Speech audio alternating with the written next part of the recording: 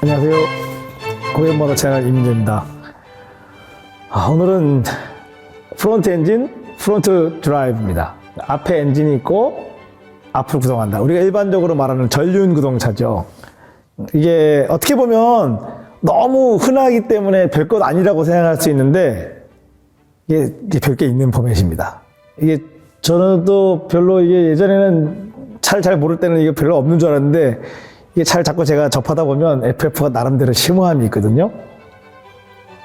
자, 프론트 이건 다른 차들하고 위에서 볼게요. 왜 위에서 봐야 되는 이유가 또 있어요.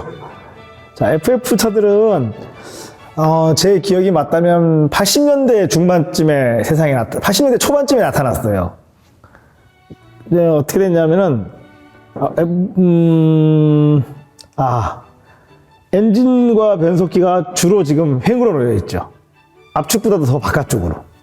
그리고 여기서 이 변속기 뒤에서 이렇게 등속 조인트가 나와서 앞부분을 구동을 하고 있어요.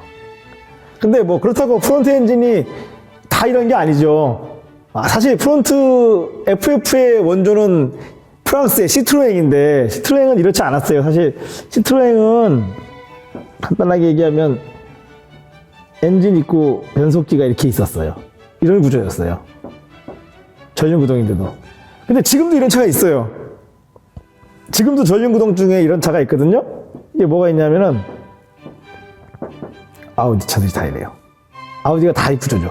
우리가 뭐 아우디를 사륜 구동의 거의 선두주자로 알고 있는데 어쨌거나 아우디는 엔진을 앞으로 바짝 밀어서 이제 횡으로 놓은 게 아니라 종으로 놨어요. 이렇게 종으로 놓고 디퍼런셜이 여기 있고 변속기가 그 뒤에 있어요. 그리고 사륜 구동 모델은 여기서 구동축이 나와서 여기로 또 후륜으로 구동이 가요. 어쨌거나 그렇지만 아우디는 FF 베이스입니다. 엔진이 이렇게 종으로 놓여가지고 아니다 왜 아우디가 FF냐 이런 말을 많이 듣거든요. 근데 메인 구동축이 압축입니다. 그래서 이거는 이런 차가 우리나라도 있었죠. 아마 제가 이제 차를 좀 아시는 분들은 제가 이런 얘기를 하면 딱 머릿속에 떠오르는 차가 있죠. 그걸 기대한 게 아닌데. 그래? 그래, 아카디아. 예, 좋아요. 아카디아. 사실은, 이스타나. 근데 뭐, 그거는 뭐 스포츠카는 아니니까. 어쨌거나, 맞아요. 혼다 레전드를 가지고 만든 아카디아가 이 방식이었거든요. 그래서 그거를 혼다는 근데 사실 내가 왜 아우디랑 혼다가 또 다른가 하면은, 혼다 아카디아는 이 방식이 아니에요, 사실. 엔진을 좀 더 안으로 집어넣었어요. 그리고 차체 뒤에 변속기가 붙고 구동축이 엔진 밑으로 와서 벌린단 말이에요. 그래서 엔진이 아우디보다는 훨씬 안으로 들어와 있어서 그거를 이제 혼다는 자기들이 프론트 미드십이라고 불렀어요. 그 당시에. 그런데 실제로 주행을 해보면 뭐 별로 좋아진 게 없어요. 그냥 뭐 전륜구동 조금 나아진 전륜구동인데 뭐 이러려고 이렇게까지 조금 나아지려고 그 메커니즘이 얼마나 복잡한 줄 아세요? 그러면 그 의미가 없잖아요. 만약에 그게 성공적이었으면 그 포맷을 지금도 고수해야 되는데 벌써 한 10년 전 레전드는 또 이거예요. 그냥 행배치예요. 그래서 이런 방식들도 있다는 거죠. 자, 이 방식은 자 보다시피 제일 무거운 엔진과 변속기가 차 앞으로 그냥 나가 있습니다. 그러다 보니까 대개 앞에 60% 정도 하는 게 사실이에요. 이것도 뭐 더 할 수도 있어요. 62도 많아요. 예, 38도 많아요. 그래서 그렇게 되면 자 일단은 회전축이 뭐 중전쯤에 있다고 봤을 때 일단 무거운 것들이 정말 밖에 있잖아요. 그래서 요관성은 지나치게 크다. 예, 그래서 요관성이 크단 말은 거의 직진용 차라는 뜻입니다. 거의 직진용 차로 보셔야 되고.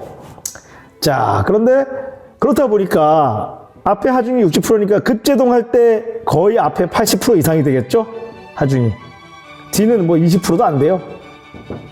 근데 이제 좋은 점 있죠. 가속을 할 때는 10% 정도가 뒤로 넘어간다고 보면은 그래도 앞에 50이 남아있으니까 구동을 할 때 앞이 무거운 게 오히려 이거는 도움이 되죠.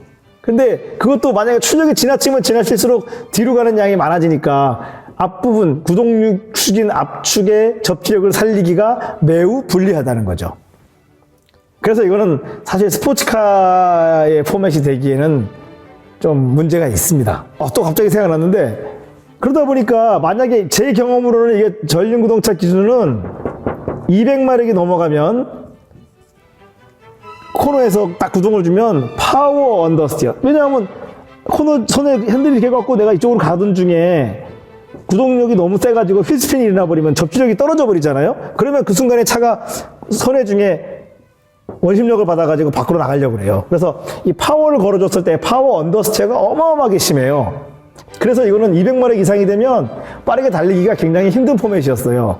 근데 이걸 깬 차가 있어요, 드디어. 네. 그렇죠. 폭스바겐 골프가 먼저 했죠. 골프가 먼저 하고, 지금은 현대 벨로스터 N이 이걸 극복하려는 노력을 했습니다.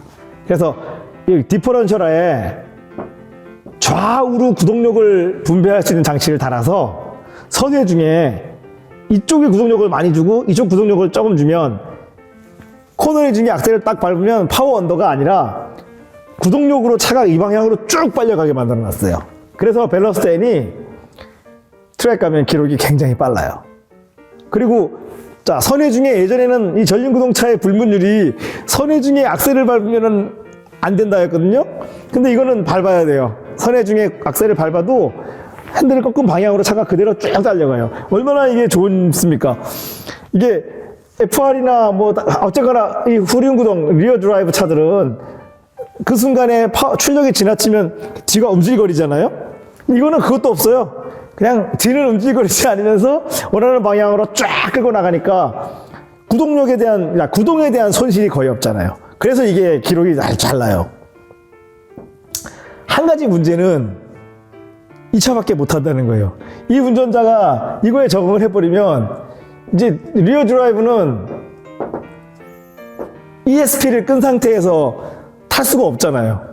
지가 움직이는 거 오버스티에 대한 통제 능력이 자꾸 상실이 된단 말이죠. 사실 지금 현재의 운전자들의 대부분이 기본 포맷인 FF만으로 운전을 시작하신 분이 많기 때문에 이 오버스티어에 대한 제어 능력이 없단 말이에요. 특별히 연습을 하지 않는 한은 생길 수가 없어요. 그렇기 때문에 그런 분들한테는 이 차는 뭐 그냥 타자마자 아주 좋은 차가 되는 거고, 이 리어 드라이브, 힘센 리어 드라이브들이 불편한 존재가 되거든요. 그래서 뭐 이처럼만 나의 운전 라이프가 끝난다면 다행인데, 그렇지 않다면 이게 또 좀 그런 문제가 있죠. 하지만 어쨌거나 엔지니어의 측면에서 봤을 때는 전륜구동이 가진 단점을 그냥 이거에 해결해 줬습니다. 벨로스터 N이. 정말 대단해요. 자, 이 방식은 아까 말씀드린 대로 제동시 앞에 80% 이상의 하중이 실리기 때문에 거의 모든 제동을 앞바퀴가 합니다. 브레이크뿐만 아니라 타이어까지도 앞바퀴가 거의 모든 것을 합니다. 거기다가 조향까지 하죠. 그럼 어떻게 될까요? 뭐 앞 타이어가 받는 부담은 어마어마한 거예요. 이건 정말. 자, 그러다 보니까 뒤는 20%밖에 안 가기 때문에 사실은 뒷브레이크는 아주 약하게 들어도 되거든요. 제가 지금 왜 이런 얘기를 하냐면요. 그런데 FF차에 뒷브레이크를 튜닝하시는 분들이 있더라고요. 사실 순정 브레이크로도 모자람이 없어요. 남아요. 심지어 자동차 자기가 직접 자가 정비하신 분들은 아시겠지만 FF차의 대부분의 뒤에 캘리퍼와 브레이크 패드는 요만한 걸 써요. 여기 만약에 제동력이 너무 강하면 가다가 고속주행 하시다가 여러분 사이드 땡기면 어떻게 됩니까? 큰일 나죠? 그 꼴이란 말이에요. 그래서 이거는 이 심지어 FF 원메이크 레이스 카들도 뒷브레이크는 패드조차도 안 갈아요. 그러니까 뭐 패드를 앞부분에는 뭐 스포츠 패드를 교환하는데 뒤쪽에는 그런 거 스포츠 패드라는 자체가 존재하지 않아도 될 정도로 뒤는 그렇지 않습니다. 왜냐하면 제가 이게 운전 강습하다 보면 튜닝해가지고 오신 분들을 많이 보는데 지금까지 내가 뒷부분에 FF차 중에 뒷부분에 브레이크 튜닝된 차 중에 제대로 브레이크 튜닝이 된 차를 단 한 대도 만나보지 못했어요. 그래서 이건 정말 높아심에 미리 말씀드리는 거예요. 그냥 느낌상 이거 뭐 좋아졌겠지 해서 더 큰 용량의 브레이크를 다시는 분도 계신데 그런 거 하지 마십시오. 지금은 제가 다 말씀드리지 않지. 다음에 제가 또 브레이크 편에서 말씀을 드리겠지만 결론만 말씀드리면 앞뒤 밸런스가 완전히 깨져서 단순하게 그냥 뭐 특정 상황에서만 브레이크가 안 듣는 게 아니라 그냥 매 상황마다 최악의 상황을 만들어요. 이 세팅이. 자, 또 한 가지 있죠. FF 차인데 F8처럼 보이려고 뒤에다가 더 넓은 타이어에다가 탁 밖으로 옵셋 탁 튀어나게 세팅하신 분들 가끔 있죠. 이거 지금 말도 안 되는 얘기예요. 지금 요관성이 커서 차가 돌아가지를 않거든요. 그런데 여기다가 더 넓은 타이어를 끼게 되면 더 안 돌아가요. 뒤에는 하중도 없는데 넓은 타이어를 왜 낍니까? 타이어가 넓다는 거는 그만큼 거기에 하중이 많이 실린다는 의미거든요. 결국 타이어가 받는 단위 면적당 압력을 균일하게 하기 위해서 타이어 폭을 넓혔는데, 뒤에는 하중이 없는데 타이어를 넓히면 뭐합니까? 아무 의미가 없죠. 그래서 그런 튜닝은 이 FF에는 어울리지 않는 튜닝입니다. 자, 그러면 FF도 생각을 해보시면 그 사이즈가 굉장하거든요. 경차부터, 우리 예전에, 지금은 아니지만 에쿠스도 있었죠. 에쿠스는 약간지 캐딜락도 있었어요. 한 세대 이전에는 캐딜락도 이거였어요. 뭐 V8 엔진을 썼는데 행으로 이게 다양한 포맷이 존재하거든요.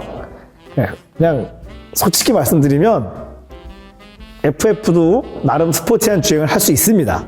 어디까지냐? 경차 근처까지. 자, 경차 이상. 예를 들어서 이게 아반떼가 좀 애매하긴 한데 아반떼 정도 사이즈만 돼도 좀 애매해요.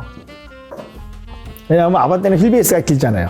자, 차가 모든 게 앞에 요관성이 커서 잘 돌아가지 않잖아요. 근데 차가 돌아가려는 거는 자동차에서 무엇이 막아주고 있냐는 거는 제가 지난번쯤에 말씀드린 것 같은데 타이어거든요.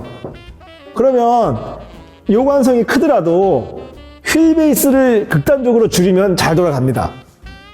자, 그렇게 아마 지구 역사상 지금 제가 말한 대로 만든 차가 있어요. 엘란? 그렇죠. 우리 기아에서 만든 엘란이 원래는 로터스 엘란이었죠. 로터스 엘란이 딱 그거예요. 로터스 엘란이 FF 구동계를 쓰면서 휠베이스를 줄이기도 하지만요, 휠베이스를 줄이다가 안 되니까 뭘 했냐면 차폭을 넓히기도 했어요. 차폭을 넓히면 휠베이스를 줄인 거랑 같은 효과니까요. 그렇게 해서 그 기아 엘란을 타보시면 기아 엘란이 그 FF 차로서는 사실 완전히 획을 그은 차예요.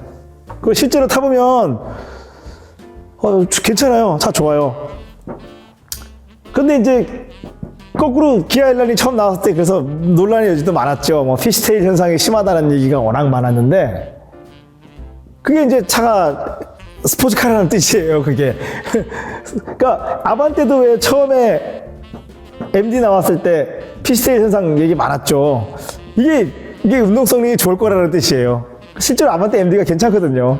뭐 뒤가 뭐 서스펜션이 뭐 토션빔이냐 뭐냐 그런 거 구분하시니 그게 중요한 게 아니고, 아반떼 MD도 똑바로 가지 않는 차, 이게 브레이킹이나 코너에서 삐딱거리는 차들이 코너링이 좋은 차예요. 왜냐하면 그걸 써먹으면 되거든요.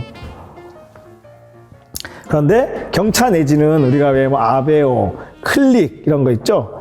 이 정도 사이즈가 경차에서는, 그러니까 FF에서는 딱 좋습니다. 단점도 많이 해결됐어요. 이 FF 차가 최근에 와서 굉장히 좋아졌거든요. 그 이유가 엔진이 알루미늄화가 됐잖아요. 엔진 블럭이 얼마 전까지는 주철 블럭이었거든요. 이게 엔진 블럭이 알루미늄이 돼가지고 엔진이 가벼워졌어요. 그러다 보니까, 그리고 경차 같은 경우는 요즘 3기통이잖아요. 자, 제가 이 경차에 대한 이야기는 조만간 제가 스파크 시승기에서 한번 또 집중적으로 다뤄드릴 텐데, 어쨌거나 지금 현재는 3기, 뭐 이게 경차들이 보면 뭐 3기통이었다가 4기통 됐다가 또 3기통으로 오는 이런 변천 과정을 거치는데, 하여튼 현재는 3기통이 되면서 양사가 다 지금 기아, 쉐보레 양사가 지금 이제 3기통 엔진을 쓰고 있는데, 그렇게 되면서 부피도 작아지고 질량도 작아지고 또 변속기도 컴팩트해져가지고 이 경차들의 움직임이 FF임에도 짧은 휠베이스와 어우러져서 굉장히 쓸만해졌어요. 뭐 출력은 뭐 사람마다 다른 기준이긴 하지만, 그래서 사실 이 로터스 엘란이 하려던 거를 지금 경차들이 거의 하고 있어요. 무게는 지금 경차가 로터스 엘란보다 더 가벼워요. 한 100kg 가벼워요. 그래서 FF도 이 경차 정도에서는 굉장히 쓸만한 포맷이라는 걸 제가 지금 말씀드립니다. 자, 그런데 현상적으로 그럼 또 FF는 어떠냐? 자, FF는 제대로 운전하지 않으면 언더 일색인 거는 맞아요. 그런데 그 운전을 조금 더 오래 해보셨거나 FF차를 아마 트랙에서 많이 타보신 분들은 그래도 FF차가 스핀하죠. 예, 스핀 안 하는 차는 없어요. 조건만 맞으면, 그러니까 기본 성향이 언더스테이라는 얘기지 스핀 안 하지 않아요. 예, 그런데 특히나 이제 FF차는 언제 스핀을 많이 하냐면요, 한겨울 타이어 온도가 하나도 안 올라갔는데 코너를 세게 돌잖아요. 그러면 아까 뒤에 하중이 없다 그랬죠. 뒷타이어가 딱딱해진 상태에서, 앞은 딱딱해도 하중이 좀 실렸잖아요. 뒷타이어가 정말 아예 그립이 없는 것 같이 쫙 미끄러져요. 이거 경험에, 특히나 왜 거의 다 다른 타이어를 뒤에 끼고, 스포츠 타이어를 뒤에 끼고, 한겨울에 트랙을 들어가잖아요. 첫 랩은 그냥 이 뒤에 그립이 아예 하나도 없는 것 같아요. 그런데 그게 이제 조금만 온도를 올리면 또 붙긴 하거든요. 그래서 그거에 유념해야 되는 건데, 우리가 FF 포맷이 사실 지금 동네 아줌마부터 뭐 누구나 지금 다 타고 있는 포맷이라서 뭐 별 특별할 게 없어 보인단 말이죠. 그런데 이게 그렇지 않습니다. 만약에 우리가 레이스를 한다면, 그렇잖아요. FF차로 만약에 우리가 원메이크 레이스를 한다면 남보다 빨리 가기 진짜 힘든 포맷이 또 FF예요. 그죠? 그래서 이 FF가 어떻게 보면 잘 모를 때는 FF가 제일 만만해 보이는 게 FF인데, 예, 운전을 쫙 해오다가 운전인이 이제 차에 대한 경험도가 많이 생기면 또 가장 어려운 게 FF예요. 이게 무슨 아이러니인가 싶습니다만은, 그래서 FF를 쉽게 생각하고 계시다면, FF는 그냥 화재판 포맷이야 라고 생각하신다면 당신은 아직 가수입니다. 또는 사실은 경제적인 이제 여건에 의해서 뭐 사회 초년층이나 이럴 때는 접할 수 있는 차가 FF밖에 없으니까 FF를 타고 계신데, 막 머릿속으로는 분명히 그런 분들이 하시는 말씀이 있어요. 빨리 돈 벌어서 나도 FR 하나 사야지. 왜? FR이 마치 FF 상위 포맷 같거든요. 물론 엔진을 연마하려면 FR 타봐야 되는 게 맞는데, 그거 다 거쳐서 나중에 끝이 돼 보면, 와, FF차가 진짜 어려운 거구나, 이거를 알게 되실 거거든요. 그래서 이 FF차, 저는 이제 FF차를 아까 말씀드린 대로 이렇게 왜 요관성이 커서 언더스티어가 심하고 이래서 저 나름대로의 세팅이 있어요. 저는 이제 만약에 할 수만 있다면, 우리 공장에서 출고되는 건 거의 토인으로, 앞뒤로 토인이 들어가 있거든요. 근데 할 수만 있으면 다 그냥 제로토, 다 제로토로 주고, 앞캠버 줄 수 있으면 아주 조금이라도, 특별하게 많이 캠버 볼트 이런 거 말고요. 한 순정 안에서 이렇게 할 수 있으면 한 0.5도라도 주고, 그리고 한 가지 제가 이제 극강의 저만의 세팅이 있는데, 뒤에 공기압을 한 60 이상을 써요. 이거 아무한테나 권하지는 않습니다. 그러면 FF가 가진 단점이 굉장히 많이 사라지거든요. 왜냐하면 언더스테이가 줄어요. 그러니까 이건 결국은 뒤에 접지력을 떨어뜨리려는 작전이거든요. 뒤에 접지력을 떨어뜨려야 뒤가 잘 미끄러져서 언더스테이가 줄거든요.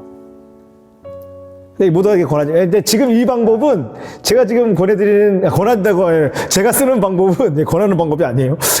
제가 쓰는 이 방법은 FR이나 FMR 가지고 차가 돌아가는 게 그냥 다 컨트롤이 될 때 해야 될지도 몰라요. 왠지 아세요? FR은, 우리 파워 오버스티어는요, 돌아가는 시점과 종점을 내가 정할 수 있잖아요? 근데 FF는 내가 못 정하잖아요. 이게 탁 미끄러지는 것도 자기가 미끄러지고, 이제 뒷부분이 붙는 시점도 내가 정하는 게 아니기 때문에 더 정교한 운전을 요구해요. 더 어려워요, 이게. 그래서 권하지는 않지만 저는 어쨌거나 경차 정도도 이 정도 세팅으로 극복을 합니다. 이 포맷의 한계를 극복을 하는데,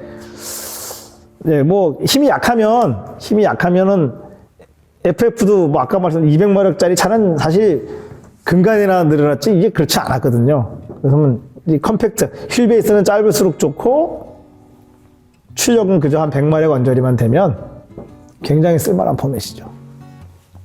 자, 이렇듯 FF는 실내 공간을 확보하기 위해서 나온, 사실 실용성을 위주로 나온 차였는데, 이게 그래도 쭉 시간이 지나면서 굉장히 탈만한 포맷의 몇몇 차들이 지금 생겼죠. 뭐 밸러스터도 여기 들어가죠. 예. 그래서 그 포맷이 가진 한계를 세월이 지나면서 극복하고 지금은 제법 쓸만해진 형태의 차가 된 겁니다. 오늘 영상을 보시고 질문 있으신 거나 궁금한 게 있으신 분들은 댓글로 남겨주시면 또 시간 나는 대로 대답해 드리도록 하겠습니다. 구독과 좋아요, 알림 설정을 부탁드립니다. 감사합니다.